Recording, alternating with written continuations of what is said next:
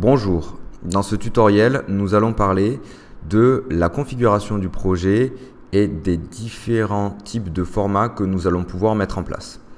Donc, pour commencer, nous allons tout simplement présenter l'onglet configuration du projet qui vous permettra de mettre en place différents types de documents en fonction de vos besoins. Donc, il est important au début de chaque projet de se poser la question de quel va être l'objectif de lecture de votre document. Ce qui permettra de répondre à quel type de document je vais pouvoir mettre en place et quel format je vais choisir. Donc le plugin vous propose deux manières de fonctionner. Le premier va être tout simplement un format en simple page qui va être principalement dédié aux écrans uniques. Donc on pourrait prendre l'exemple d'un full ordinateur ou d'une borne interactive ou d'une tablette au format paysage. Et le deuxième va être le format en double page qui lui est principalement dédié à des documents qui doivent s'adapter sur l'ensemble des devices, donc ordinateur, tablette, smartphone. Ensuite, nous avons un troisième format qui va être un format d'enrichissement et qui nous permettra tout simplement de mettre en place des pop-up qui viendront s'ouvrir par-dessus votre document. Donc, concernant les formats, ils seront accompagnés de différents types de navigation. Donc, nous aurons classiquement trois types de navigation. À l'horizontale, donc pour avoir une navigation de gauche à droite. À la verticale, qui permettra tout simplement de passer d'un écran à l'autre, comme si nous avions des points d'ancrage dans notre document.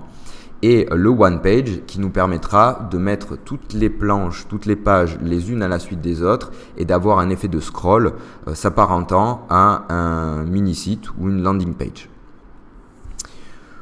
Pour continuer, la configuration du projet vous permettra de générer un style général des fonds. Donc, c'est-à-dire que vous allez pouvoir appliquer sur votre document différents fonds, donc images, vidéos, couleurs, qui vont être répercutés sur l'ensemble de vos pages.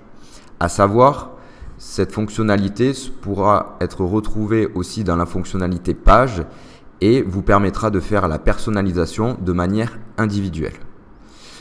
Outre la personnalisation des fonds, vous allez pouvoir aussi choisir la qualité d'exportation. Donc de manière standard, le plugin vous met l'exportation à 150 dpi, ce qui répond actuellement à une résolution assez élevée de certains devices. Vous pouvez, si vous êtes sur des documents relativement lourds avec beaucoup de pages, descendre à 96 afin d'optimiser le poids.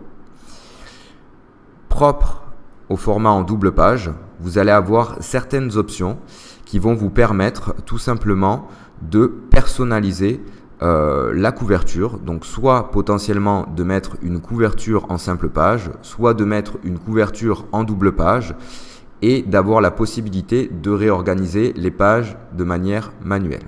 Donc c'est-à-dire que si vous observez la pagination que j'ai à droite, si je rajoute des pages, donc si je choisis couverture en double page, hop, j'ai ma pagination qui va se modifier pour avoir une double page en couverture.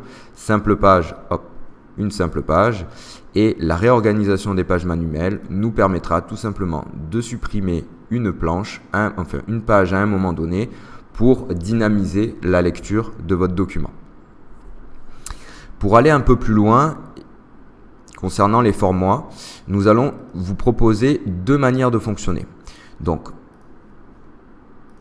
pour le format en double page, nous pouvons vous proposer un format générique de 1024 pixels de large sur 1450 pixels de hauteur concernant une page. Cela permettra, en utilisant ce format, d'avoir une lecture adaptative sur l'ensemble des différents écrans. Pour le format en planche, ce sera tout simplement les deux pages en vis-à-vis qui vont être groupées, donc 2048 pixels de large sur 1450 pixels de hauteur. Pour rappel, un format principalement dédié aux écrans uniques, donc comme l'ordinateur, une borne interactive ou la tablette au format paysage par exemple. Bien évidemment, ces formats génériques sont, comme il l'indique, des formats qui vous permettent de ne pas vous perdre dans le choix de dimensions concernant vos documents. Cependant, l'outil est largement capable de supporter des formats plus custom. Et donc, si on prend l'exemple d'un format en planche qu'on a pu évoquer comme étant un format potentiellement dédié à des bornes interactives, vous pouvez prendre le ratio réel de la borne utilisée pour pouvoir faire en sorte que votre document fit parfaitement avec l'écran qui doit l'accueillir. Autre exemple, si demain vous avez un document qui doit être dédié à une tablette au format paysage, vous pouvez bien évidemment prendre le ratio réel de la tablette pour que votre document fit parfaitement à celui-ci.